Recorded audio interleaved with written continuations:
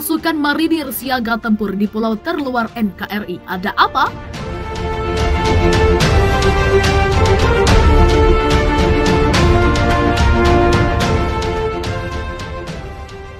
Sejumlah unit kendaraan tempur lapis baja milik Korps Marinir TNI Angkatan Laut disiagakan di Pulau Natuna, Provinsi Kepulauan Riau, Rabu 19 Januari 2022.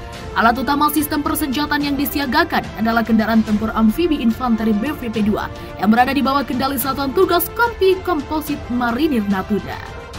Dalam laporan yang dikutip Viva Militer dari laman resmi Korps Marinir TNI Angkatan Laut, pengerahan kendaraan tempur BVP-2 kali ini merupakan bagian dari Operational Readiness Inspection atau inspeksi kesiapan operasi. Para prajurit TNI Angkatan Laut yang tergabung dalam Satgas Kompi Komposit Natuna memulai kegiatan mulai dari apel personel dan material. Kemudian dilanjutkan dengan pemeriksaan komponen Rampur BVP-2. Kendaraan tempur lapis baja buatan Uni Soviet ini diperiksa kemampuan sistem gerak hingga sistem senjatanya. Komandan Kompi atau Danki Komposit Marinir, Mayor Marinir Teguh Pristianto menjelaskan bahwa kegiatan ini adalah wujud kesiapsiagaan personel dan material Satgas Kompi Komposit Marinir Natuna. Pemeriksaan Rampur BVP-2 merupakan hal penting dalam rangka mendukung tugas satuan TNI yang terintegrasi di pulau terluar wilayah Negara Kesatuan Republik Indonesia. Sebagai pasukan pengamanan wilayah terluar NKRI, Satgas Kompi Komposit Marinir Natuna terus mengasah kemampuan. Beberapa hari lalu, anggota Satuan Elit Korps Baret Ungu ini juga mengasah naluri tempur dengan menggelar latihan pertempuran gerilya hutan atau jungle survival.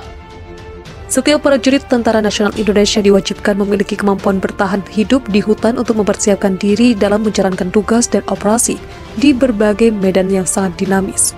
Seperti halnya yang dilakukan oleh Satgas Penjaga Pulau Terluar Indonesia dari jajaran Satuan Tugas Kompi Komposit Marinir Natuna ini. Hari ini mereka melaksanakan latihan jungle survival untuk mengasah kemampuan tempur dan survival di Natuna Selatan, Kabupaten Natuna, Kepulauan Riau. Dilansir Viva Militer dari keterangan resmi Dispen Korps Marinir Jumat 14 Januari 2022, latihan di hutan Natuna itu diskenariokan terjadinya urgensi pertahanan wilayah di Pulau Natuna.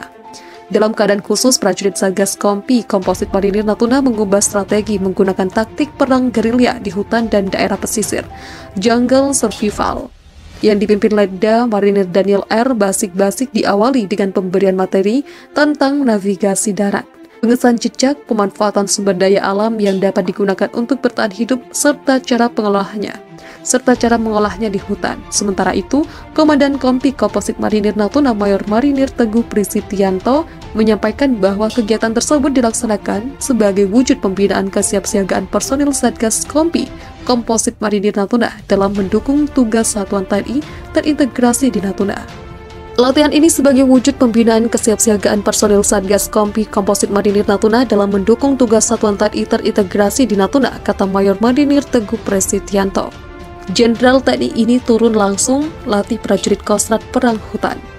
Sebanyak 96 prajurit tempur Komandan Cadangan Strategis Angkatan Darat kembali dilatih secara khusus oleh Komando-Komando Pembinaan Doktrin, Pembinaan dan Latihan Angkatan Darat dan Kodik Latat Letjen TNI AM Purtranto untuk dapat menaklukkan hutan belantara.